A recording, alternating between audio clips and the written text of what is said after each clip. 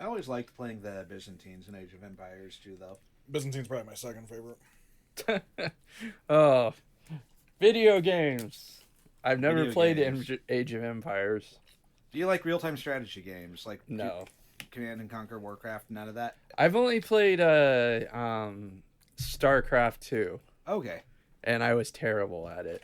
they're hard, especially if you want to play them in like the competitive multiplayers. Oh, fuck that, man. Like, cuz I could barely get it done in the Oh, I've been playing Age of Empires for 30 years, and if I hopped onto an online match, I'd get dominated immediately because there's people that just memorize all the keyboard shortcuts and shit. well, I'm that's like, is that even fun? They know exactly what upgrades they need to do what they want with their army.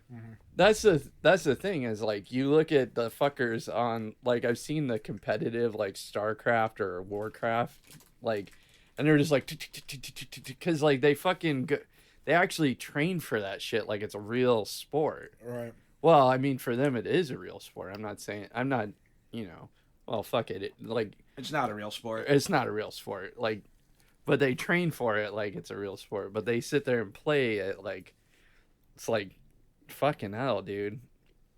I don't know. It's crazy.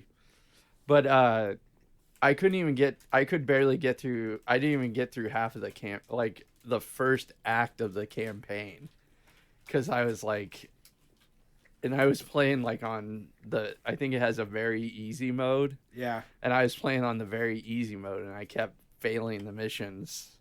The only other like real time strategy I ever played was the stealth one. That was what was the Jack Black one? Oh, That he Brutal Legend. Brutal Legend. Remember where looked like it was a third person game, and then all of a sudden it turned into a stealth real time strategy game. I think they tried to cram too much into that. Yeah. I don't think I ever got that far. Oh really? Yeah. All of a sudden it turned into like a real time strategy game where you had a bunch of like roadies that were following you around, and they had different powers too. Oh, and what was there was a one game Overlord. Remember that game? Yeah, yeah. I played that for a bit, but which that was hilarious where because you would get the little guy that would announce you and like what you were, and he'd be like, and if you like hit him, and he'd be like, abuser of gestures. Yeah. I don't know. I mostly played RPGs, like just like Yeah. regular RPGs like Skyrim or Fallout 3 and New Vegas and Yeah. stuff like that. No, yeah, I prefer RPGs. Because I like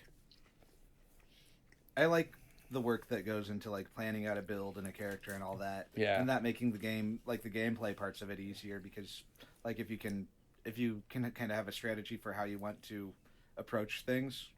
Yeah. Well, I remember we played Age of Empires together one time, and your approach was to play it like SimCity. Yeah. So we just basically I built the military, and then he handled the economy and paid me tribute. And, Yeah. I played tribute to Steve. He swore fealty to me. Wow. Yeah, but then he could take down your military if you just stopped paying you, right? Well, I was also doing economic stuff because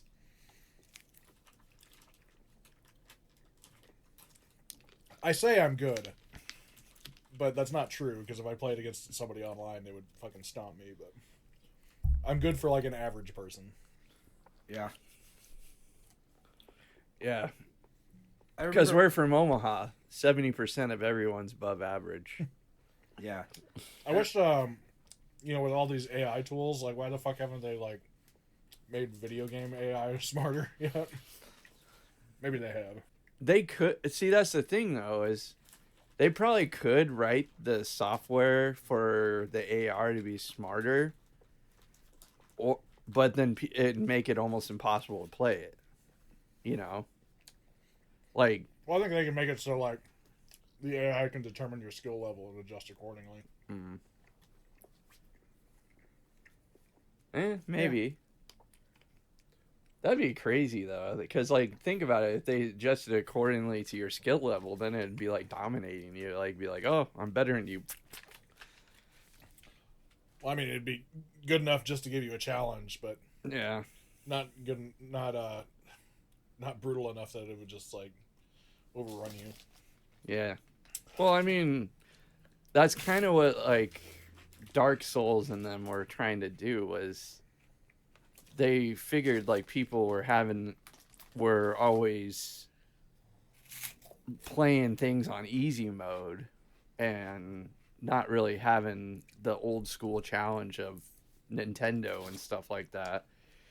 And then they made you actually learn the game instead of just like bumbling through it. And then that's why those games got popular, because people are like, oh, you actually have to like right now I haven't played Elden Ring since I beat it. Remember when I beat it? Yeah, I haven't I played was it. there. You were there. And I haven't really played it since then. So I'm out of practice. So, which is true. It's a skill. And if you don't keep up with it, like I'd have to start and I'd have to actually practice and start playing it like again and get back into the swing of things. Like I couldn't just start right now like Dark Souls from the level I was at and try to go forward. I'd have to start and like work my way back up. Well, you gotta be pretty on your feet with like reacting to the enemies in that game, don't you? Yeah, you have to like remember their timing and remembering their like moves and stuff like that. So, yeah, I would definitely have to like remember how to do stuff. Like I'd have to like just remembering like mechanics and stuff would be like starting over, you know. I remember in Skyrim and Fallout, like after you got to a certain level, it's just like, oh, it's easy. Yeah. It's like cakewalk once you like max your level out. Or in Skyrim, once you max your stealth out. My stealth was so good at one point I could take an entire dungeon out without anybody ever seeing me. Like just hit it with an arrow from afar. Stealth archer. He's got a giant arrow sticking out of his head, and he's like, "Who was that?" I used to be a dungeon monster until I took an arrow to the face. Crazy they haven't released another one since Skyrim, but I know. I don't think they can top that. I think they're like I- Fallout 4 was kind of a disappointment for coming off of New Vegas. And people didn't really like Starfield. I've heard Starfield was not great. Yeah. Part of me is wondering, though, like, is Starfield still bad, or did it come out in the patch? Or... Because, like, different company, but Cyberpunk 2077 was really buggy and messy when it was released, but now it's a great game. Yeah. I've heard No Man's Sky is like a great game now too. The- I bought it at launch and was like, huh, and never played it again. But Yeah, I've heard No Man's Sky was fucked when it I had a suspicion that No Man's Sky was going to be like fucked up when it came out because they were hyping the shit out of it. And usually when they hype the shit out of a game, that usually means there's something wrong. You know what I mean? And I've been burned too many times where I like something was hyped to shit. yeah, I'll never pre-order anything again. And then I was like, oh man. And then it came out and people were like, oh, it's buggy as hell and this is not what we paid for. They built like this huge like empty world, and I like the idea behind it. I should probably load it up again since I still own it. It would probably take days to patch it. And then Fallout, I actually enjoyed Fallout 4, but you know, it was not what I wanted it to be. That was the problem. Not that I wanted it to be like New Vegas or Fallout 3 with updated graphics, Yeah. but it wasn't. I think where they messed up was they making the protagonist like talk Yeah, I think they should have stuck with the silent protagonist thing. And yeah, it's cool that you could like have, choose a gender that way, but like people did that anyways. Yeah. With their protagonists, But, you would just get a different voice actor. And I did get into the base building. Like that actually did end up being fun for me. the base building I thought I kind of didn't like that part, but I liked the modding of the weapons, the weapon modding part. But then I ended up like one of my favorite guns from like Fallout 3 was the rocket gun. So then I didn't want to use the rocket gun in Fallout 4 because I wanted to use all the parts for Right, yeah. to build weapons.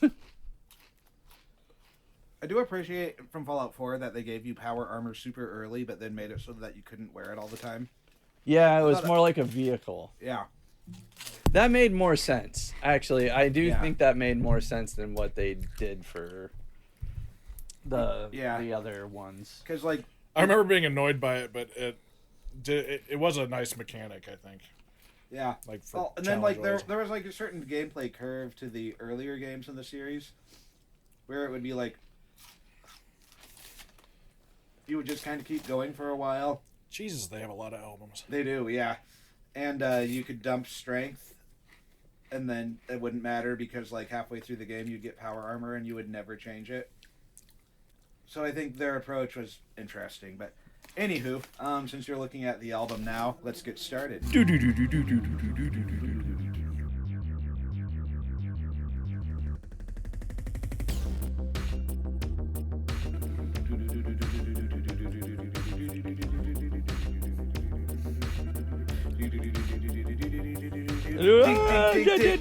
Hello and welcome to Side 1, Side B.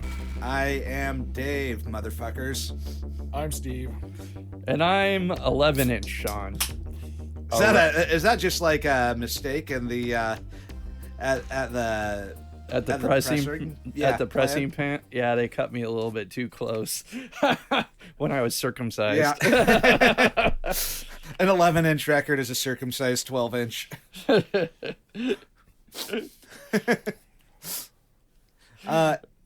Anywho, today I brought a CD. This is the first time I brought a CD, I think, isn't it? Anyway, it doesn't matter. Oh, that was a good answer there, Steve. Well, I'm thinking. Yeah. I think it is. I think it is, yeah. Yeah. And if I'm wrong, so be it. But I brought a CD because this is an album from 1994, and I didn't get it in 1994 because I wasn't cool enough as a grade schooler to be into Guided by Voices. But when I started interacting with this band and getting into it, CD was where it was like the default.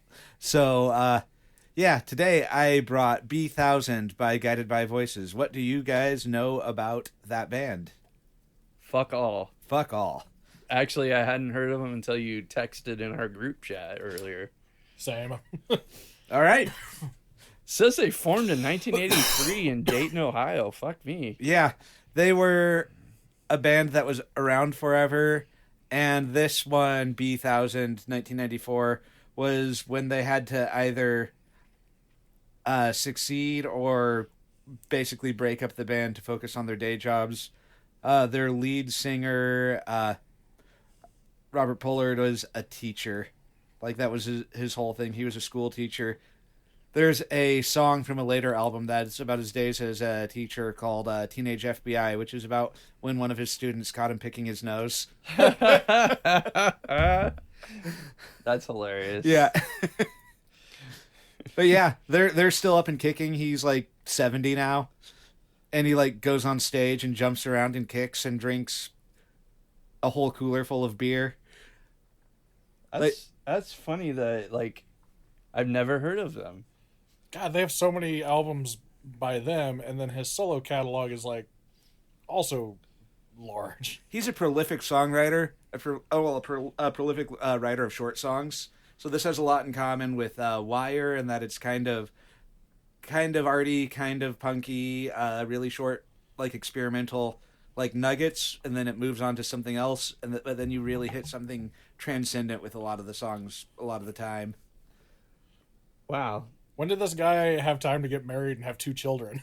I don't know. Sometimes, He wrote songs in between strokes. yeah, He's like, oh, I got an idea. Ugh. Honey, write Yeah. this down. If you notice, though, the albums get a lot more frequent once he quits his teaching job. Around 1994. I mean, there's eras where they break up and then get back together, but... Sounds like he's the only constant in this band. Yep. Although, for this one... I'll bring up the lineup. Yeah, the lineup's not in the... There you go, up on the screen. There we go. The lineup for this one was Robert Pollard, Jim Pollard, Tobin Sprout, Mitch Mitchell. This Not the Mitch Mitchell. no, Don Thrasher, Dan Tohey, Kevin Fennell, and Greg Demos. The reason why there's so many people on this one is this being their Shit or Get Off the Pot album. They just grabbed a bunch of unreleased stuff from throughout the band's history to make sure they had enough and like remastered it and like made it work. So this is like them really kind of leveling up as songwriters, but then having a bunch of older stuff on it too. So it's an interesting point in their history. They usually perform as a 5-piece. Like Robert Pollard has played guitar on a lot of records. Usually on their live show, though, he just does vocals and 2 guitars, bass, and drums. Jim Pollard isn't on this album a lot, but he's been in the band a lot, but not always. Is that like his brother? Yeah. And then Tobin Sprout used to be a second vocalist, and they used to kind of share vocal duties, but not on as many songs, but he eventually left. But yeah, you'll usually, like, if you see them live at a festival now, you'll see a 5-piece. It's funny, there's a director's cut of this album. Yeah, and that's like a triple album. Yeah. Holy crap. Yeah, this album is broken up into a distinct side 1 and side 2. I think when you hear the fidelity, I think a lot of people in 1994 were listening to it on cassette. I think it's meant to be listened to as a record. It's just when I got it in like the late 90s, early aughts, whenever it was a CD. I was buying CDs. That's what you did. Yeah. Ew, CDs. Yeah. We only like vinyl here. But yeah, despite how I described it, it sounds a lot more cohesive. I mean, it's still all over the place, but it sounds more intentionally all over the place than this is 10 years worth of songs. Yeah. So you talked a bit about how'd you discover this band? How did I discover them? They were in a Strokes video, I think, in the early aughts. And I was like, oh, that name sounds cool, and they look kind of older than the Strokes. I'm going to look for them. And so, I found them based off of that. They were in a Strokes video, I think it was... Which one was it? I'll look it up real quick. Do do do do do do do do. It's funny that you're singing that because in the video they're playing Family Guided by Voices is playing Family Feud against the Strokes, and it's being hosted by Richard Karn, aka Al Borland from Home Improvement. But that's Jeopardy. Yeah, but it's a game show someday. So it's off their first album, off the Strokes' first album. So Guided by Voices were kind of there as like elder statesmen within that video, but also we're just like playing Family Feud against this newer band and then drinking with them in a bar. I keep thinking guiding light. Yeah, we should do a video where we're American gladiators against hyperfixations. Yes.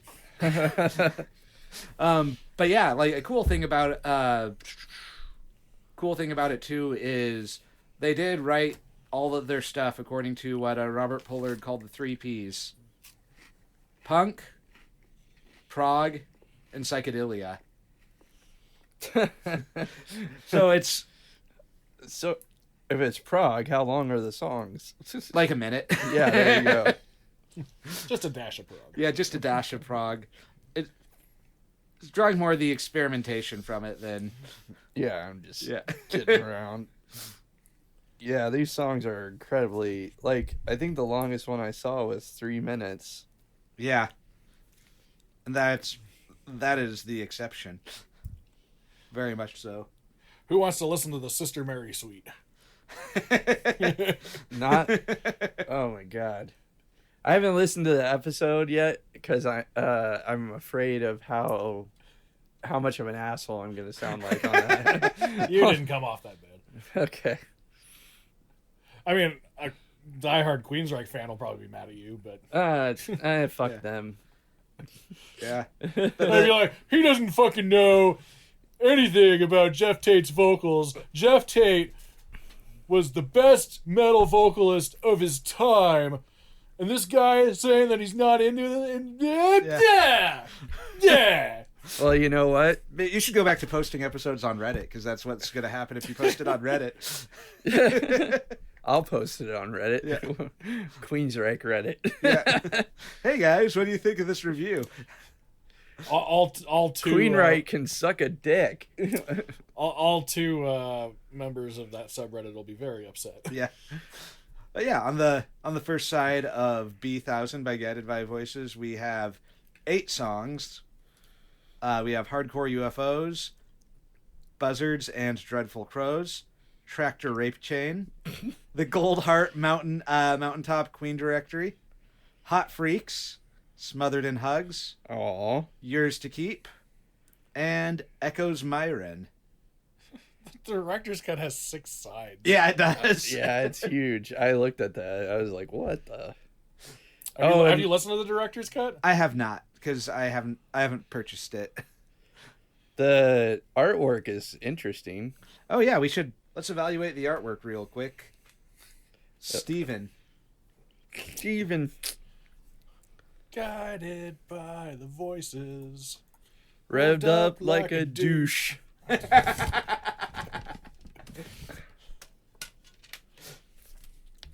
All right, so it's a white cover with some line art. It says "Guided by Voices," but it's upside down. But B1000 is the right side up, and there's a small like corner, like box in the corner where you can see a guy that's dressed like a wizard. Yep, that is a wizard. Okay, gotcha. You're a wizard, Harry. Yeah. And he's looking at a mountain, it looks like. Or at least a big hill. You open up the booklet, and it's just lyrics, pretty much. Oh, there's a piece of art on the inside. It's a red circle with a couple of wizards, it looks like. Yeah. This is the Wizard album.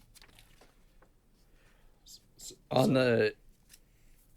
the director's cut album cover, it looks like two like Cyclops people like beaming light at each other with mohawks. Nice. That's kind of what it looks like to me. I don't know. Is that what it looks like to you? Yeah. Turning around and looking at the back of the CD on the standard edition, it's 2 fingers held up, and it's got like painted nails. And then there's a black and white picture of, I think it's a child on top of a checker pattern that's green and black, and it says it's a scat record. Skibbity-bitty. And Sean's like, what the fuck am I looking at? Because I just handed it to him. It's really hard to describe the back cover. Yeah. It kind of reminds me of like Vaporwave. We Yeah. did a Vaporwave album last. Yeah. I would. It looks like the 2 fingers are fingering the sky. One of the reasons why I brought it is I wanted to see how low fidelity I could get away with that would still be scannable by you guys. Oh, well, we'll see. We'll see. Oh, one's called Peephole. Yep.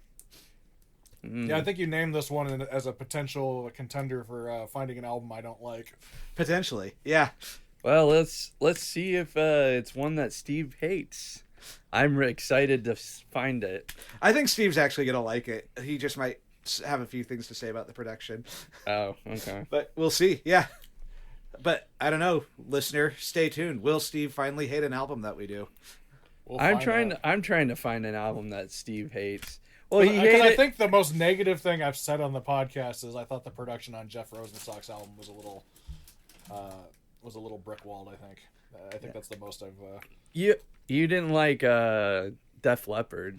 Oh yeah, but I brought that in. That doesn't. Yeah. But no one liked. No one liked. I meant on something that one of you guys brought in. Oh yeah. Oh, okay. And not something that you brought in to hate on purposefully. Right. I brought in bread. You did bring in bread. I brought in bread. I did like the second side though. I thought the second side was better. I wouldn't say we liked it. I was kind of like, this record had no right to actually be okay. Yeah. I think that's what I said. I don't remember what I said. I actually listened to it again recently, and it was pretty funny how baffled you were. And then I remember Dave was just like, did we put on the wrong record? Yeah. Yeah. The second side made no sense. Yeah. It wasn't like a particularly good, like the second side wasn't a particularly good version of the kind of music it was doing, but it was much more interesting, at least than the first. Anyway, we're not talking about bread anymore. We're talking about our talk on the best of bread. Listen to our episode on the best of bread. We're talking about Guided by Voices. Spoiler alert, none of us liked it. Yeah.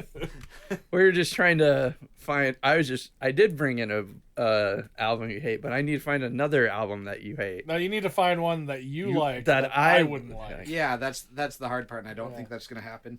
That's why I was asking you about the one on our group chat to see if you liked it, and you're like, I don't know. What, Sublime? Yeah. I was trying to not say it. Oh. Why were you trying not to say it? I don't know. Because we don't know what season we're going to do it. Yeah. Yep. All right. Anywho. Let's put this on. I want to listen to this. This is a CD, so we're going to pause it after Echoes Myron. All right, here we go. Flip the bitch. No, don't flip the CD. No, don't flip it. Don't flip it. That's not good. Put it on a record player like Austin Powers did.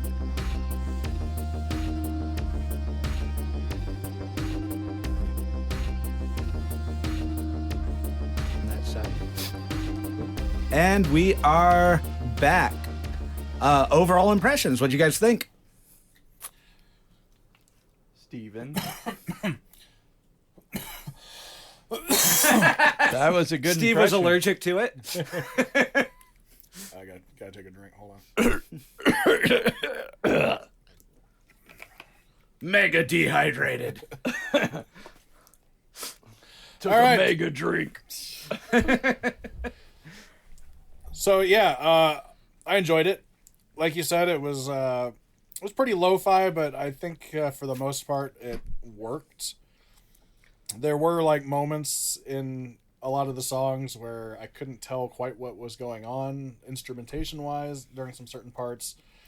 But I mean, that said, I kind of like the dirty lo-fi nature of it. Now, you mentioned the 3 Ps, and one of them being psychedelic. I could definitely hear, because the artist I keep coming back to the most, like, to compare it to, would be, like, Syd Barrett. Yeah. Like, there were moments that reminded me of Pink Floyd era Syd Barrett, but there are also 2 songs that reminded me of solo album Syd Barrett. Especially the folkier stuff later on. Yeah. So it's just, it's kind of like, what if Syd Barrett survived? Well, I mean, he was around, but what if Syd Barrett like still played music in like, I don't know, the early 80s and like developed a sound for grunge or something? Like, that's kind of what if Syd Barrett was inspired by Nirvana? Was a lot of this. Yeah. It actually reminded me more of the 13th Floor Elevators. Oh, and if yeah. Which you probably, I don't know if you've heard the 13th Floor Elevators. No, I'm not familiar. They're one of my favorite psychedelic bands. They're actually the one that coined the phrase psychedelic rock. And yeah, like when I like, especially like the second song, I was like, ooh, this sounds very much like 60s garage rock, psychedelia, like the 13th Floor Elevators. And then the last song was like very much like I could imagine the 13th Floor Elevators rocking that song. Yeah. And but that's who they reminded me of, and I enjoyed it because it sounds like it could be like either a 13th Floor Elevators proper album or a 13th Floor like B-sides album. You know? My overall thoughts of it is I really like it. I really think throughout the whole thing the vocal melodies are really, really strong. Like he's really creative and shows a lot of emotion in how he vocalizes. I do think some of the songs come across as a little unfinished, and you know, like they seem to fade out before they're fully developed. But I think there's good ideas within all of them, and the high points are like huge and amazing and transcendent. So, oh, and I did hear a little Daniel Johnston in there too. Oh yeah, definitely. Like it, like, because later Daniel Johnston, he actually like had some band backing, and that's kind of what this sounded like to me. So he was lo-fi as hell in the 80s, but then like because he did everything on a tape recorder, and then when it got to the 90s or later, like he did have a band playing with him, so it's kind of what it sounded like to me. This is kind of the spiritual era of Daniel Johnston too. Yeah, like the whole like indie lo-fi thing was like following in his footsteps a lot. Yeah. Do you know who Daniel Johnston is? No. Oh, okay. Maybe we'll do him in a couple seasons. Yeah, because he did like so his first album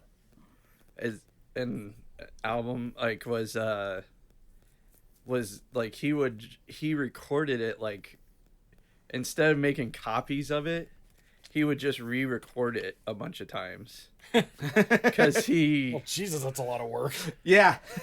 But he just didn't think of it that way, and then he would redraw the cover, so he'd give copies to people and stuff. But he was like Dave said, he was a lo-fi darling. And how he got big was Kurt Cobain wore a t-shirt of his to the MTV Music Awards, and he performed it's the t-shirt he wore when they performed Lithium, and it's the one that says "Hi, how are you?" Oh yeah, and it's the creature holding the eyeballs. I've seen that. Yeah. That's Daniel Johnston's album cover. Oh, okay, and that's how Daniel Johnston got recognition, is because of Kurt Cobain. So there's just a bunch of copies of this album out there, and none of them sound the same. Well, there's one that's like the definitive version, but he did do a bunch of copies of it, like where he would just re-record it for people and then like hand it out, because he recorded it, but like he didn't record it like with like a guitar and stuff like that. He just recorded it with like objects he had around the room or like kids' toys. So like a lot of it was like him like hitting on like a little like kids' toys, and it's like like I gotta check this out. You really should. Yeah, it's fucking nuts, but it sounds like a Lucid Fugue experiment. It actually doesn't sound that. It sounds really good actually for what it is. But anyways, yeah. Do you want to go track by track now? Yeah. Hardcore UFOs. It had like the whimsical vocal quality of Syd Barrett, but mixed with like noisy guitar. So I don't know. It kind of reminded me of, I guess, Sonic Youth. Yeah. I like this better than Sonic Youth, though. It was two very different flavors mixed together, like that you wouldn't expect, but it's kind of like trust me, it tastes good together, you know. Yeah, and it kind of started off sounding more like Sid Barrett kind of solo stuff, but then like halfway through the song, punk drums faded in over it as Yeah. like the like more psychedelic folky guitar kind of faded out and a different guitar faded in. It was like two songs kind of. Yeah, I thought it was great. I like the guitar. Like a lot of times, like you were saying, I couldn't tell if it was an actual electric guitar or if it was just an acoustic guitar, like shoved up to the microphone to make it distort. Because there were times where it was that, and there were other times, but I think this one was an electric. I think this one was, yeah. But I think they do both throughout, though. Yeah, but there were times where it was like an acoustic guitar where they shoved it up against the microphone to make it like distort and give it kind of a cheap sounding vibe. Like the microphones, like I don't know if they're doing the lo-fi on purpose or if it's because they just didn't have money to do a higher production. But I mean, it doesn't matter because it sounds good. Like it sounds like, I mean, good is a relative word. It works for the song. Yeah. It works for what they're going for. Yeah. It is like it is both what they're going for and what they can afford. They figured out how to work with what they could afford and be really effective with it. It is funny to watch them, you know, like live footage of them at like festivals in the more recent years where they're playing through big expensive, you know, like outdoor sound systems being like recorded at the soundboard and being taped by high quality cameras, and to hear basically high fidelity versions of these songs. They still sound good, but it's a very different vibe. Yeah. I did like the guitars. I like the singing, and I like the drumming where it came in like punk drumming and stuff. Yeah, it was a fairly short song, but it wasn't like the shortest on this side. No, and I also thought it was a good opening statement for the record, in that it was like, this is here in less than 2 minutes are all the kinds of sounds you're going to hear on this record. And it wasn't as like when you were saying it was lo-fi though, I thought it was going to be lower fi than what it is. Though that's fair. Yeah. I will say, like you were saying, it was lo-fi. I was thinking it was going to be a little bit lower fi than what it is. Yeah, I was thinking almost Daniel Johnston lower than that, like fi. Yeah. Next up, we have Buzzards and Dreadful Crows. To me, this one sounded like what if a Nevermind era Nirvana song was played by the Bleach lineup. Yeah. This is the one where I was like, oh, this is the 13th floor elevators. Yeah, bass was meaty as fuck. Yeah, this was definitely like the one that was like, oh, this sounds very 60s garage rock, psychedelic kind of thing. I liked how the vocals were both melodic but also had like a really nasty snarl to them. Yeah, he does have a really good range to him. I liked his vocal delivery. Yeah, it was a bit more menacing on this one. Yeah. Yeah. And then I thought it was and it was a good, it wasn't like, you know, like overly fast like the first song, but it was like a good, like you said, kind of a Bleach era or a Nevermind Bleach era song. Yeah. It was still alternative-y, Yeah. but like not quite like in that like pigeonholed in that vein. No. know? Yeah. The next up we have provocative title, Tractor Rape Chain. This one, I like this one quite a bit. This is like my second favorite on the side, I think. I kind of like the lone guitar that it starts with and the rest of the band kicks in. Vocals have like a lot of like bitterness and regret in them. I do think it's interesting how the production gets kind of cleaner as more instruments come in. The lyrics, what this is referring to is harvesting rapeseed. Like the tractor has a chain along the back that for when you're harvesting it, and it leaves like red gash lines throughout the field. Oh yeah. Where and so it's, you know, it's talking about, you know, just like the bloody looking lines that are left all over a field as kind of a metaphor for a relationship falling apart. Oh. And finding a way to say that in a really provocative way really gets your attention. Yeah. This one also reminded me of grunge, but more like Like I put, what if Pearl Jam recruited Sonic Youth's guitar player? Yeah. So it kind of had almost like a more appealing poppy sound, except the guitar was like sounded like a razor blade slicing through. So Yeah. This was probably more Pixies sounding song I can see, to yeah. me. Probably early Pixies. And I love what he like the vocals at the end of the chorus, the get up, slow down. Yeah, that's really good. Yeah, and I agree. This is probably this one, or yeah, it's probably like my second favorite on this side. I don't know. I did like the previous one a lot too. Yeah. But I guess I haven't listened to this album enough to be like, oh, this is my, you know. Yeah. There is a lot of songs. I mean, one Yeah. side is 8 songs, and like some of the albums we do, 8 songs is how many songs are on an album. It took me years of like listening to this album, then like putting it away and coming back to it a few times before like anything other than like some of the big ones really started to like stand out to me, just because they're over so quickly that it can take a while to really absorb the whole thing. Yeah, but I said this is right up my alley on this one. I said I love the acoustic intro into like the band going into it with them, and then so it's nice,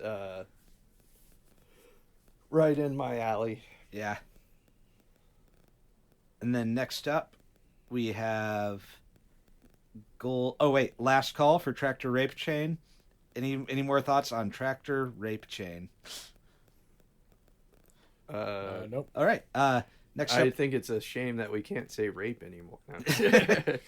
Don't you mean Tractor Grape Chain? yeah. Yeah. Next up, we have the Gold Heart Mountaintop Queen Directory. That's a Pete-ass name for a song. I like how it says here, Pollard was inspired to write the Gold Heart Mountaintop Queen Directory after having an LSD-triggered psychedelic experience in which he perceived his own face in a mirror changing into his son's face. However, the song's lyrics were not about this event. It's the vibe. I wrote Sister Golden Hair. Yeah. This one reminded me of Syd Barrett's like solo career.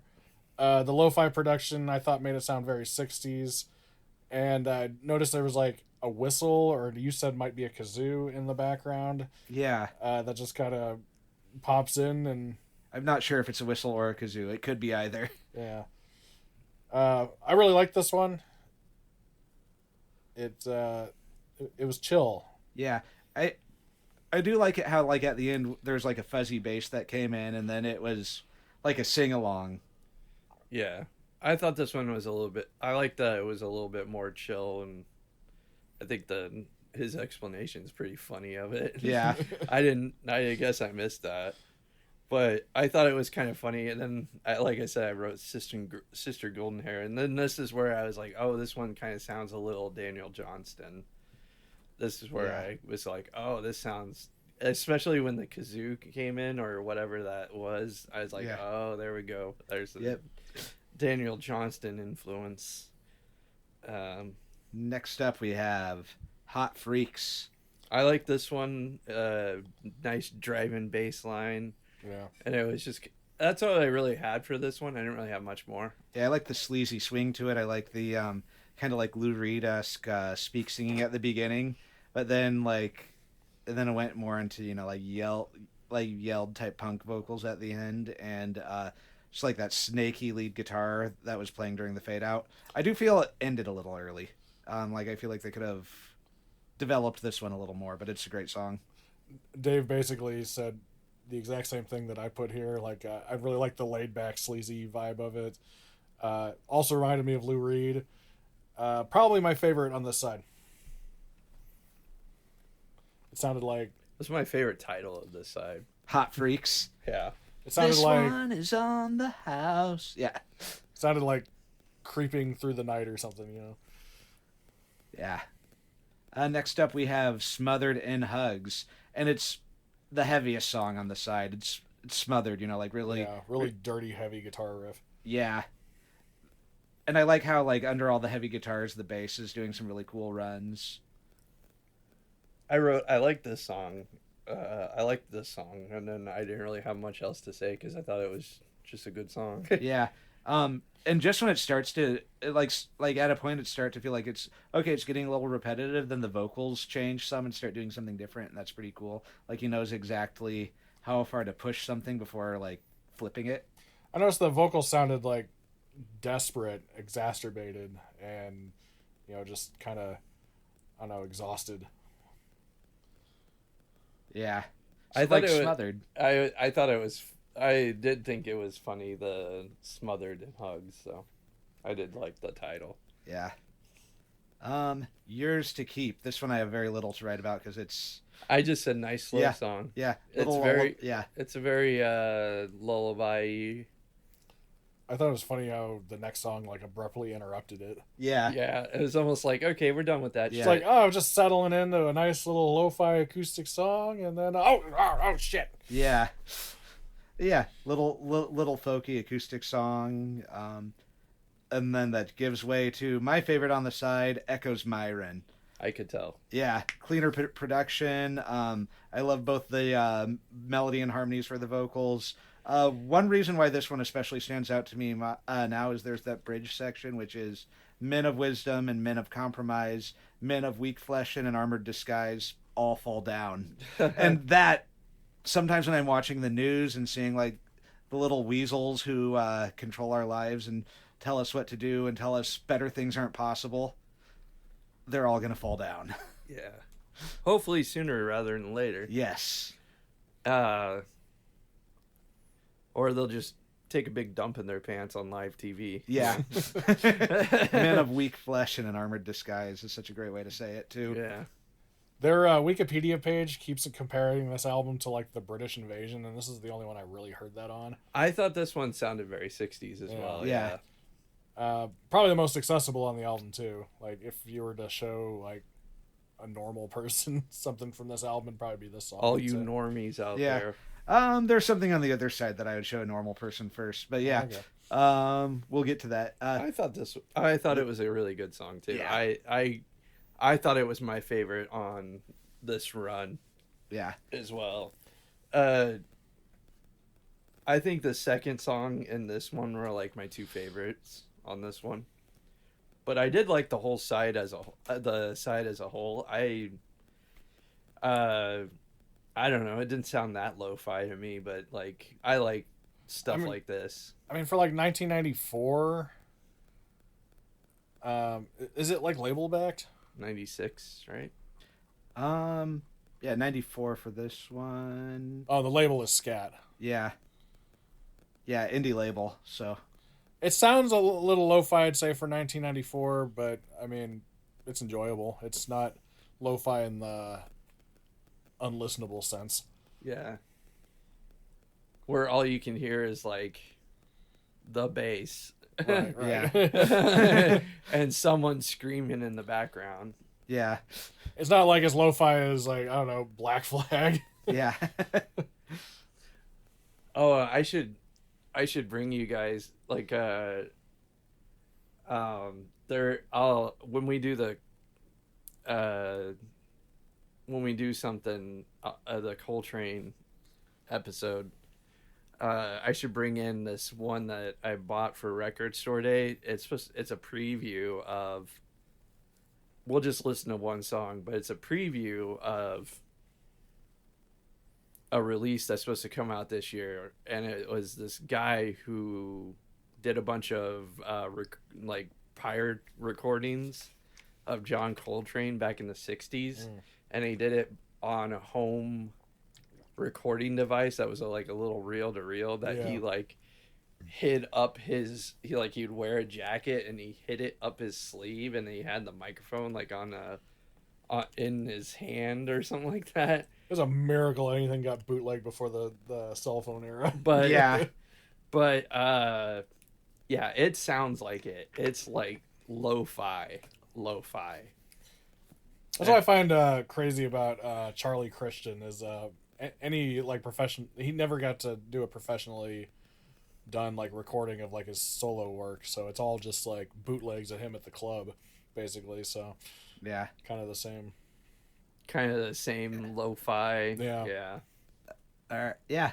Then on to the next side, we have 12 tracks, so 20 total. We have Gold Star for Robot Boy, Awful Bliss, which is the first one that's sung by the Tobin Sprout, the other singer, and then Mincer Ray, which is also sung by Sprout, and then A Big Fan of Pigpen, Queen of Cans and Jars, Her Psychology Today, Kicker of Elves, Esther's Day, also sung by Sprout.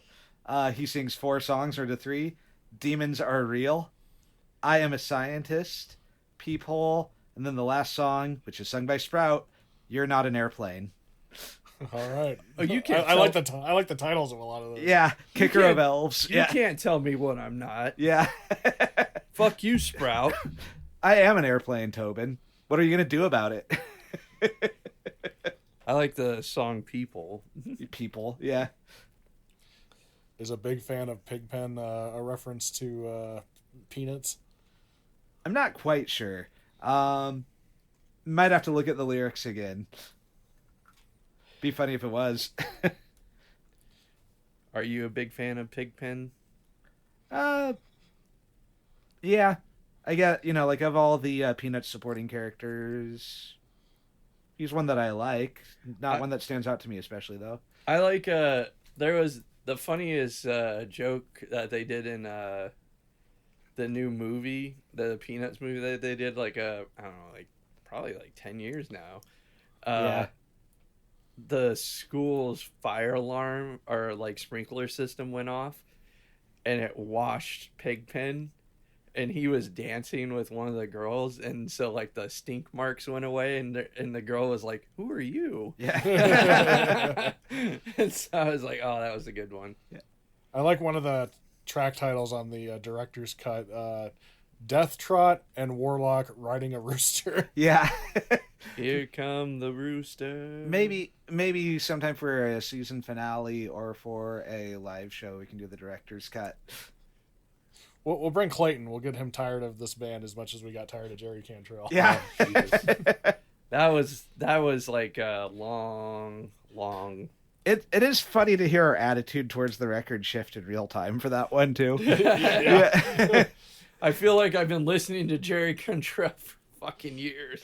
Yeah. I went into that thinking that was one of his best works, and then at the end of it, I was just like, I don't think I've listened to Jerry Cantrell since. Yeah. I've listened to Alice in Chains, but I haven't listened to Jerry Cantrell. I'm including Alice in Chains in that. Yeah. No, we listened to. Oh yeah, you're right. We listened to half of the self-titled album. That's right. Yeah. All right. Well, here's side 2 of B1000. B1000. B1000. I probably shouldn't say here's that when we don't play the music.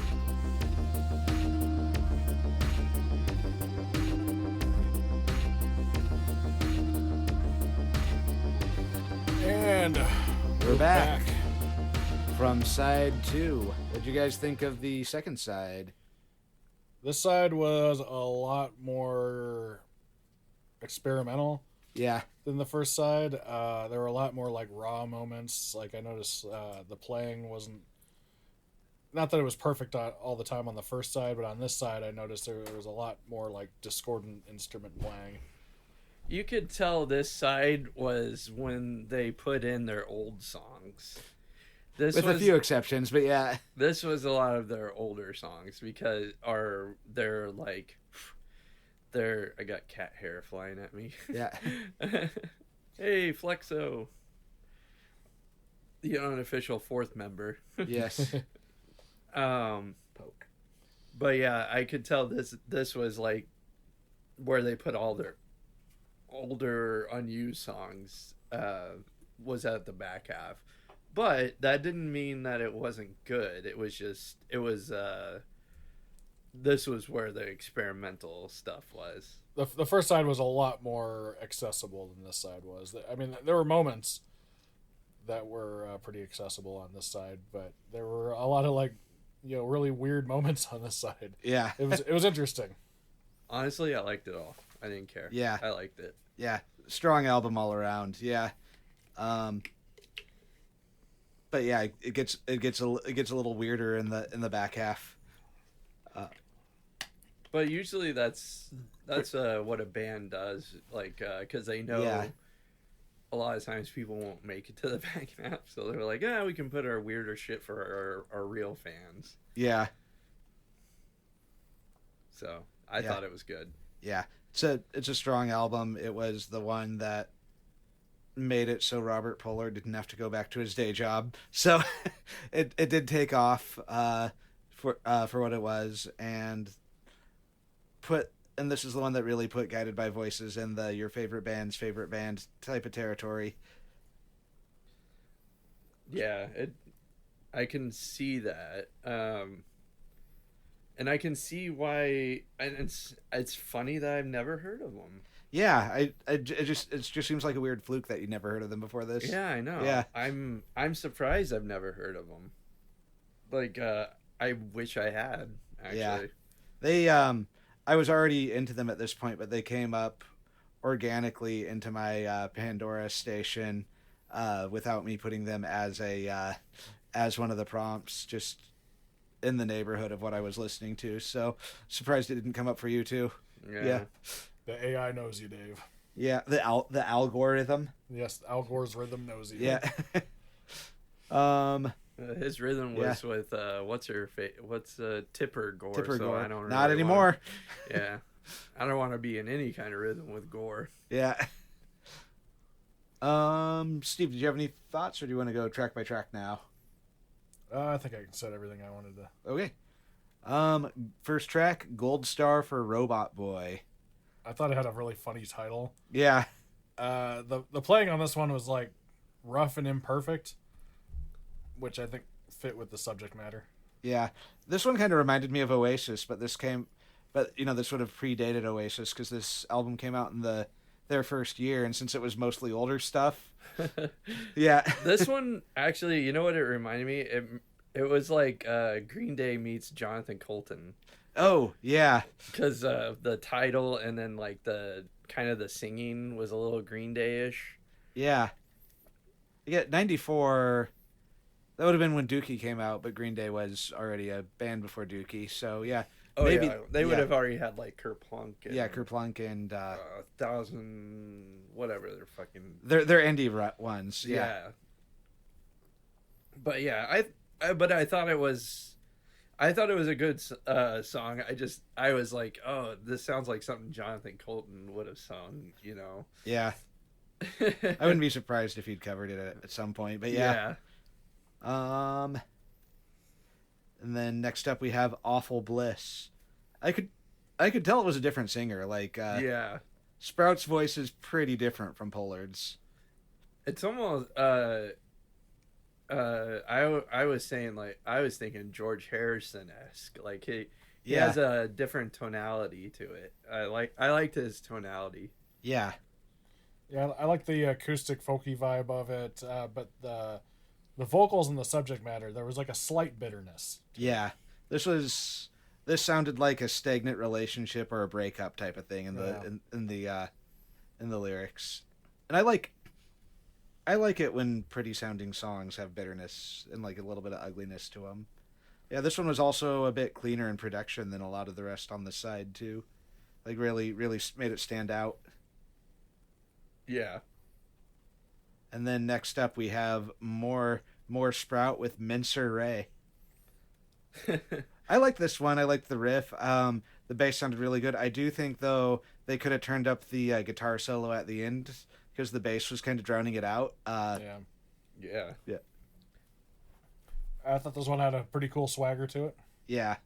I thought the breakdown was a little weird, but it worked. But I was just like, because all of a sudden there was this weird breakdown, but I thought it worked.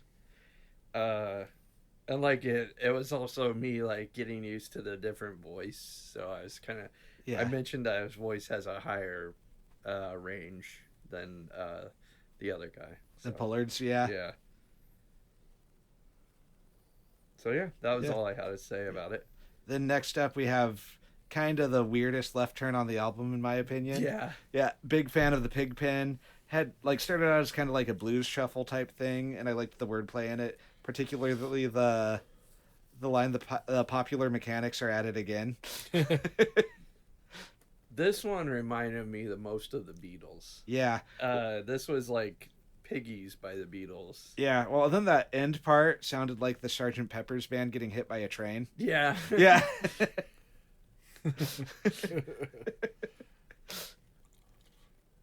Yeah, this one, well, you guys said Beatles. I said Syd Barrett again. Went back to the Syd Barrett well for my comparisons there. And the playing on this one I thought was kind of rough and imperfect. And I don't mean to bring that up as a criticism necessarily. Yeah. Play better next time. Yeah. No, I get what you mean. Yeah. This one felt a lot like playing in the studio. Yeah, just a raw, imperfect take. Which I don't know. We're getting into like the age of AI, where it's like I wonder if artists are going to start doing that more, just so people realize that the humans are playing the music again. Well, it's like my old band Gong Farmer. We did a like kind of Devo meets Dead Kennedys-esque cover of "Sweet Child of Mine," and I played the main riff on synthesizer and like opened the song with it in the intro, and I fucked up a little bit when I was starting it, and the producer and the rest of the band were like, "Do you want to redo that?" And I was like, "No, I want to leave it like that so people know I'm not sequencing this, and I'm just playing it straight through," and I think it worked. Yeah. Yeah, that's the thing that does worry me about, like, but then the thing that doesn't worry me too much about AI is like when you say, "Hey AI, make up lyrics for something," the lyrics are usually fucking awful, like they make no sense or something like that. For now. For now. For always, I think. Like there's always something a little bit off. Like art isn't just data. Good. Yeah. So there was this guy who submitted a track to AI to get AI to review it for him. Yeah. And he said, he's like, "Hey, whatever, or AI, I think it was, what's the chat GPT? Yeah. Say, hey, can you review my track for me and give me a review of what you think of it?" And it was just fart noises.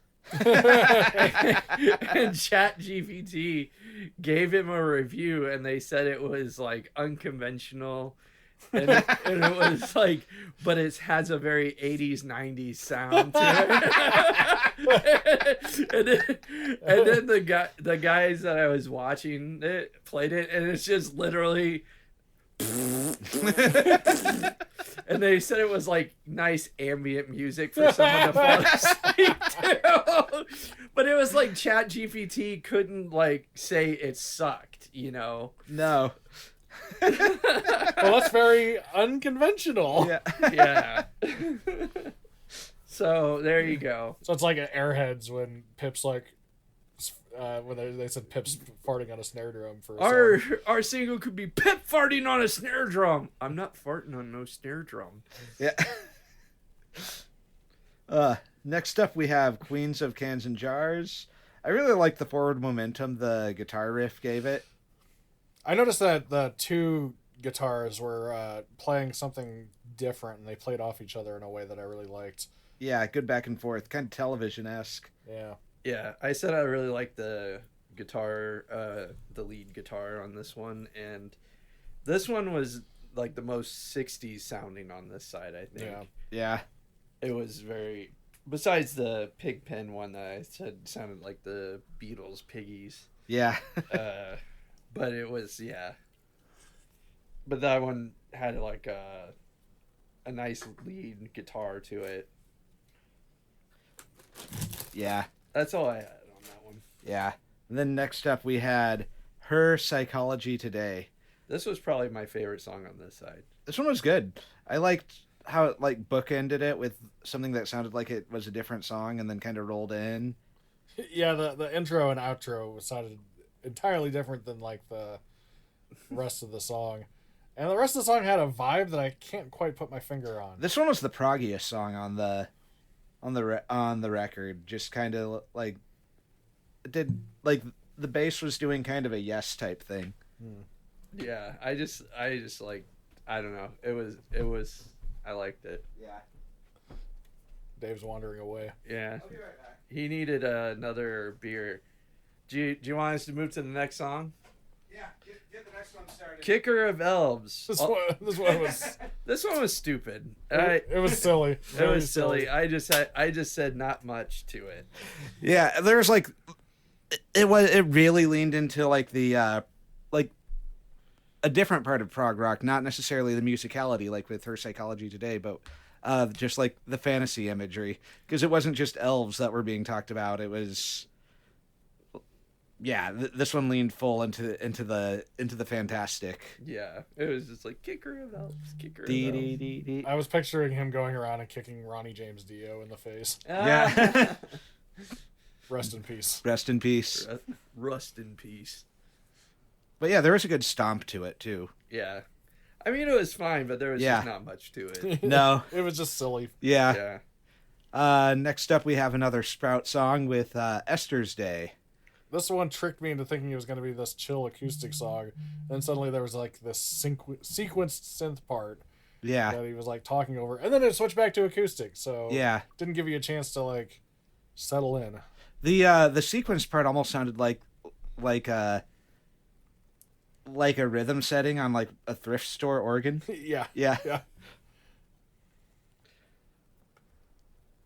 I think this one was my favorite of the Tobin Sprout songs, though. I thought this one was really strong. Too. I like the there was like an electric guitar that was accenting at the end that I really liked. I like I like it, like, and it was just kind of like ringing out a lot, and it sounded really cool. It made it made the song sound like huge and epic by the end. And yeah, it was great.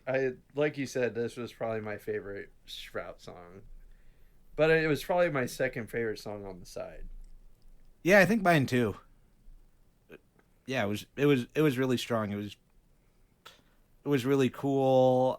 It felt like it was important too. You know, it felt like he really had something to say. And then next up we have Demons Are Real, which sounded like an evil blues song. Yeah. With weird electronics. It was like discordant, and I think it sounded like it was out of tune, and it reminded me of the time Tucker Carlson said he was attacked by demons. In his bed. In his bed. When he sleeps with 3 large dogs that he doesn't trim their claws. God, I hope that's true that he was attacked by demons. I don't believe in demons, but I wish it was true. Yeah, that would be awesome if he was attacked by demons. But yeah, I didn't really have much to say about it. I agree. It was just kind of, but it was really short, so yeah, it was just like, but it was a good short song, like for a song that was like 45 seconds. It was good. Yeah, kind of like a Minor Threat. Not it wasn't as fast as Minor Threat, but like, you know, it got to the point, did its thing, and then out. And then next up we have I Am a Scientist. I Am a Scientist, poppiest song on the record, I think. This is a good one to show people who are new to the band. This one is my favorite on the record because it's what got me into the band, really. It's what made them click with me. Oh, really? Yeah. And it has a music video that's really good, too. Oh. I thought it was kind of silly, but it was fun, you know? You know, I'm something of a scientist myself. Yeah, like you said, most accessible song on the side, possibly the entire album. I noticed that the guitar had like a slight chorus effect on it. Either that or he double recorded it, so it sounded like it. But then like another guitar came in like later. Yeah. And that one had more of a distorted like garage rock vibe to it. Good song. Yeah, good song. I thought it was fun, but I thought, like I said, I thought it was kind of silly, but it was fun. It reminded me of the Descendants Amoeba. Oh, Yeah. Like, you know, and then, you know, like, we are scientists in a lab, you know. Yeah. That's kind of what it reminded me of. But This one was one of the new ones they wrote for the album. yeah. But it was a little bit like it wasn't as fast as like Amoeba, but like it was kind of fun like Amoeba is. Yeah. Peephole, I thought Peephole. was probably the funniest song. That one was definitely a acoustic guitar held really close to a mic so it would blow out. Yeah. I like the little voyeurism jokes in the lyrics too. Yeah. You could tell he wasn't taking it very seriously because the singing was just kind of slapdash. Yeah. It is kind of funny though to follow, you know, like I kind of wish I Am a Scientist was the closer because it feels like a closer. So but then to follow that up with Peephole is kind of funny. Yeah. Well, you know, like I don't know how long is this album? Like It's not incredibly long. yeah. Cuz I mean, they could have, but I guess they could have just like reworked things too to like 36 minutes. yeah. So yeah, it's pretty short. So yeah. Their order's fine. Yeah. It is kind of funny to have like Peephole as but I don't know, You're Not an Airplane, I thought was a good closer. Yeah, little piano ditty, and then you can hear them stop the tape at the end, like you hear it click. Yeah. And like that one sounded like they had the microphone on the piano Yeah, because it sounded so like distorted. It Yeah. was a piano, but it was like distorted piano. yeah. Sorry, I didn't know.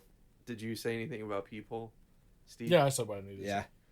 Yeah. And then You're Not an Airplane. There's really not a whole lot to say about it other than it's kind of funny. It feels kind of poetic, like to close it out like that too. Yeah, with a very abrupt ending. I was like, oh, okay, all right. Yeah, Steve was like, "Oh, it's done. Fuck." Yeah. And I think more bands should do the thing where like when it ends you hear a click. Like, yeah, this is it. This is it, fuckers. But yeah, as a whole, it's just like it feels like it's all over the place because it is.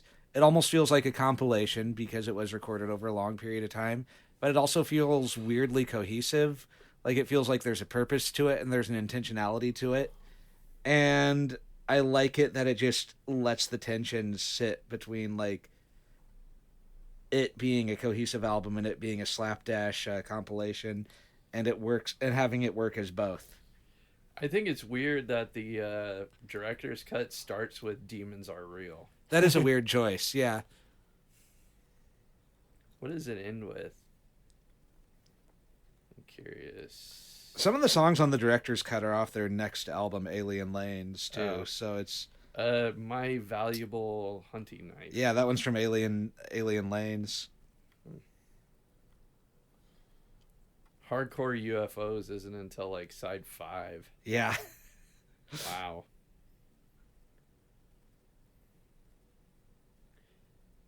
And I Am a Scientist is on there twice.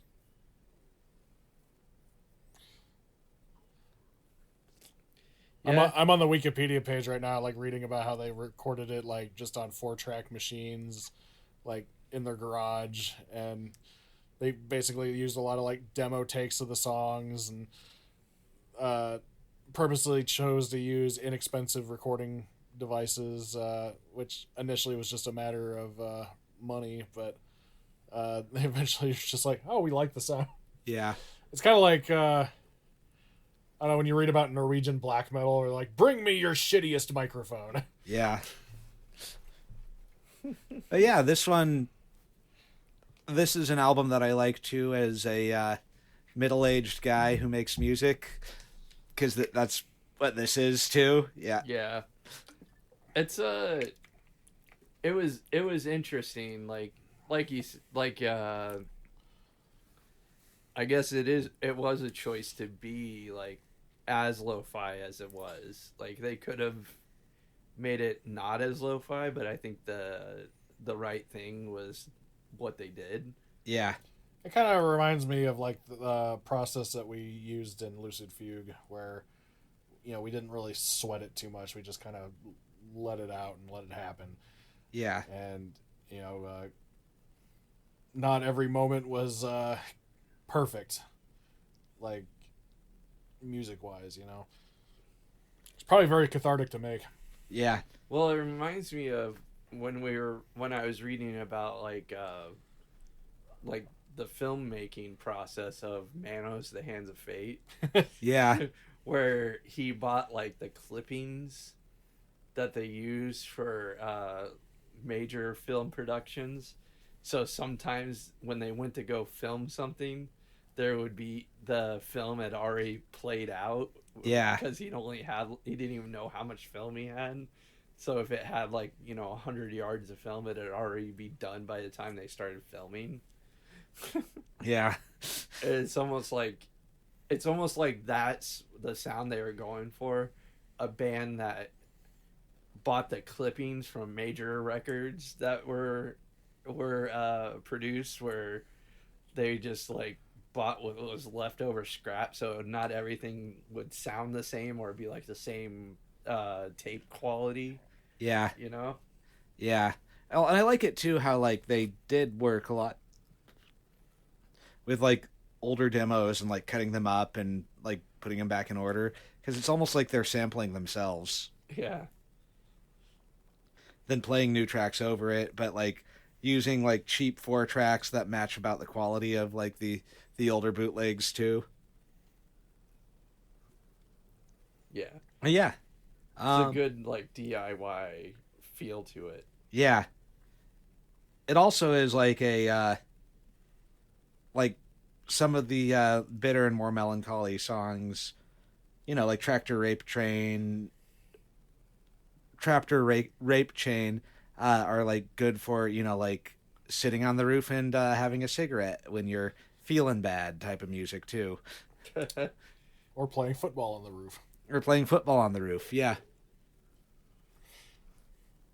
Yeah. I recommend this album. I also recommend listening to their follow-up, Alien Lanes. Those are the best 2 albums. They do have a lot of great albums, though. They're a band that's hard to know where to go next a lot of the time because of how many fucking records there are. Yeah, there's a lot. But you really can't go wrong with this one and Alien Lanes. And then from there, I might recommend even getting the Greatest Hits album, Hardcore UFOs, and then figuring out which other tracks you like on that, and then getting the records that those ones are on. Yeah, this was Guided by Voices. We're in a band together, the Alliterates. Check that out. Anything else you want to add? We do have a new reigning champion, and as far as our most popular episode, the wolf penis has been the wolf penis has been dethroned. Yes, by the shrimp penis. Yeah, out of nowhere, we just got a big spike in listeners for Viagra Boys. Not sure where that came from. Not sure if somebody shared us or if I don't know. I listened to it. It was a good episode. Yeah, good episode, good album. That's Viagra Boys was my favorite record of 2025. So good to see it get that boost. I see how it is. I wasn't on that fucking episode. Even though I think the Slipknot episode is really good, it did kind of feel like we got rid of a bad president. Yeah, when Viagra Boys overtook it. Well, I just recently listened to Viagra Boys last week, right? Yeah. So yeah, it was a good album. What'd you think of it? The album or the album. I'm looking for a copy of it. If Nice. That tells you anything. Yeah. Yeah, it was really good. I thought it was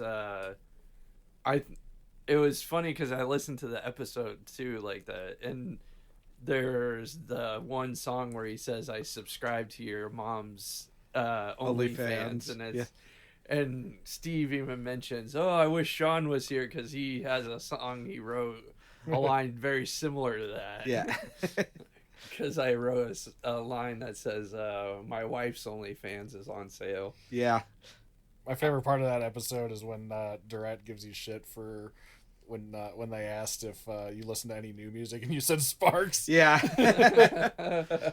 Yeah, I did not used to listen to as much new music as I do now, and I'm kind of glad I do, because there's a lot of good new music out there. I don't have an official tally yet for favorite record of 2026, but it's still early this year, and I want to give it some time to sit. But yeah. Yeah, we got a long ways to go. We do. Well, So yeah, if somebody shared that episode, thanks. Yeah, thanks. Send us a message and tell us who you are. we love you. Yeah. But You otherwise, I don't know. specifically. After we recently hit 10K downloads, and I don't know if maybe the algorithm's like, oh, people might actually like this, so we're being served more. I have no idea, but Yeah, we'll see. yeah. Hey, maybe we'll get a sponsor, like BetterHelp. What would we sell out for? I mean, I wouldn't have a problem like if money? audio company like sponsored us or something. Yeah. If they gave us like Audio Technica, be like, hey, Audio Technica, send us some fucking stylists. Yeah. Hey, Korg, I use your instruments a lot. Hey, Gibson, and Fender, I use your guitars. Maybe we could be the millionth person sponsored by fucking Raycon. Yeah. I've never used a Raycon. Hey, If they want to give us money, we could. I'd say I'd use it, and then I'd probably continue using my AirPods. But I use some pretty cheap. Beats by Dre. I Yeah. use Beats by Dre. They're wonderful. I don't know what else sponsor it. Yeah, Audio Technica, give us new stylists and turntables, and we love you. I think it's funny when Behind the Bastard bring up that they were sponsored by Ortofon. was it the Washington State Patrol or something? Yeah. Or the Gold Bars company. Yeah. Yeah. Yeah. Hey, just give us money. We'll say we'd use anything. We're not against selling out. Yeah. Palantir. That's get in touch with us, guys. You really need that nerdy record demographic. Yeah. Palantir. Sweetwater. Yeah. Oh God, our phones are all going off now. Yeah. This is Josh from Sweetwater. I still think one of the funniest things Andrew has ever done is when he changed his name in the group chat to Kyle from Sweetwater. Yeah.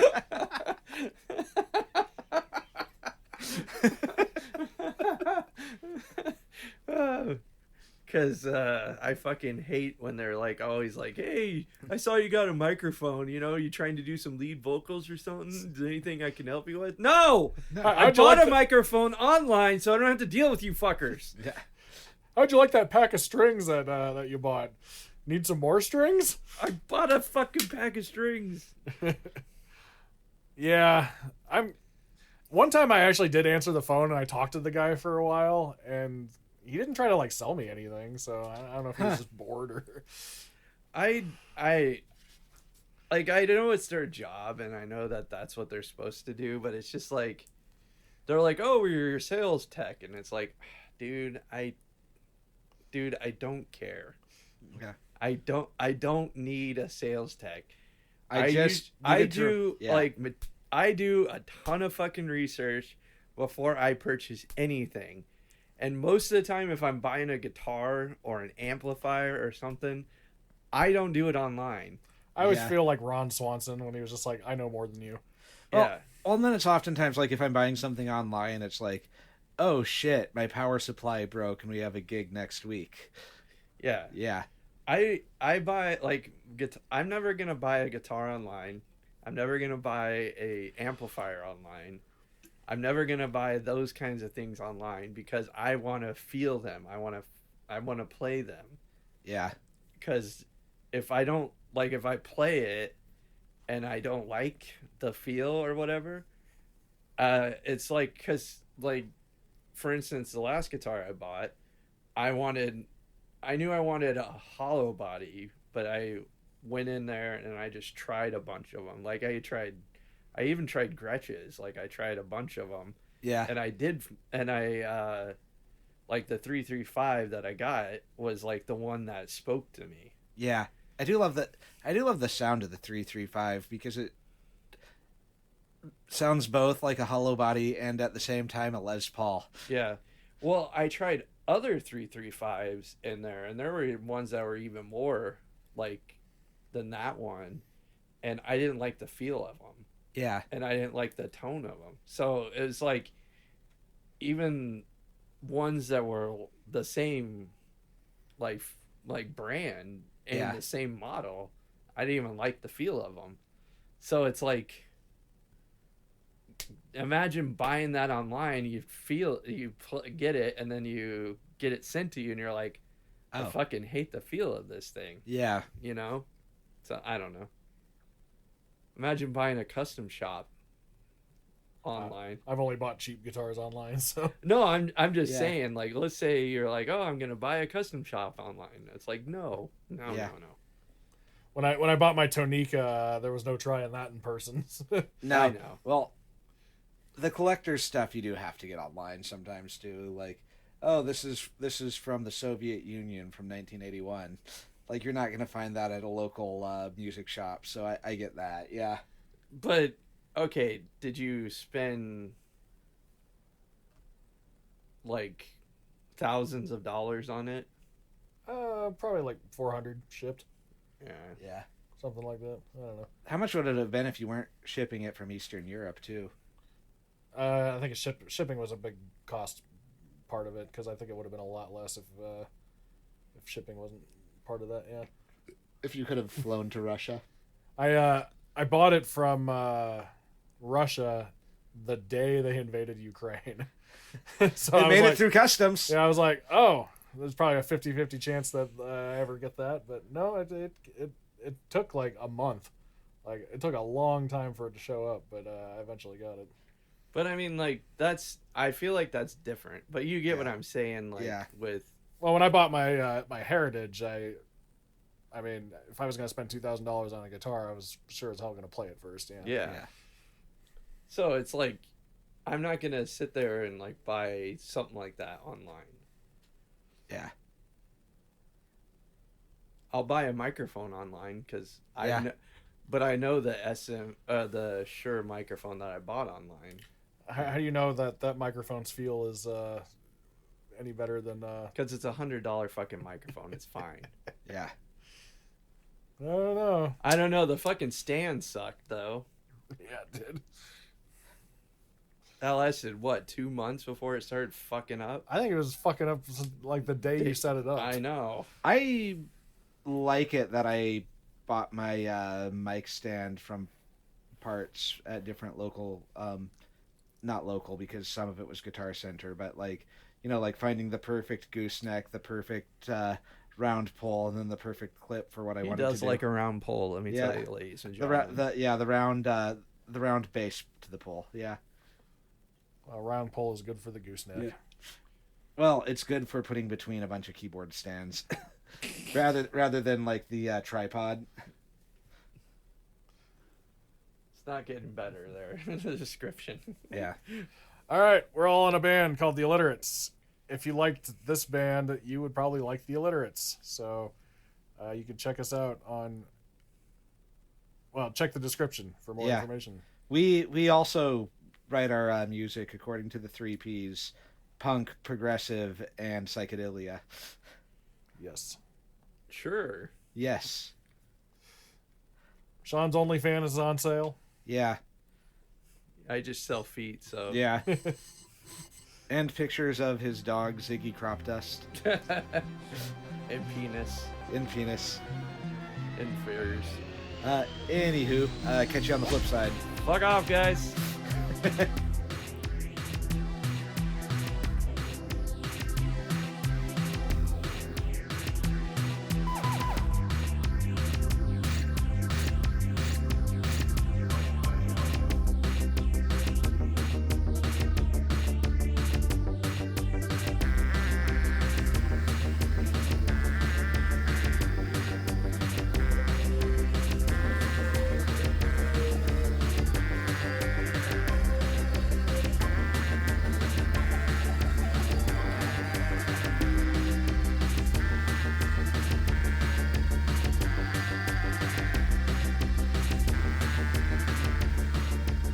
Side 1, Side B is a Floof Goof Studios production. Head on over to killrockmusic.com, that's KILRAVOCK music.com, to check out our post-punk band, the Alliterates, and Steve's solo project, Killrock. You can also check out Steve and Dave's experimental project, Lucid Fugue, where the theme song comes from, at lucidfugue.bandcamp.com. You can also check out Dave's old band, Gong Farmer, at gongfarmer.bandcamp.com, spelled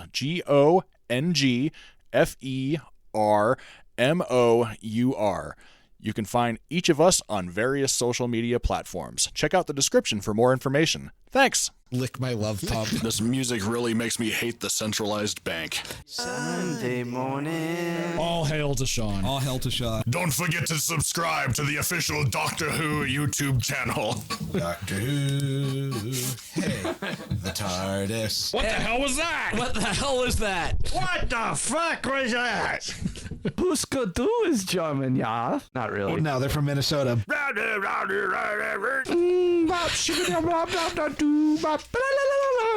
2, XU. How does it feel? Ziggy, help me!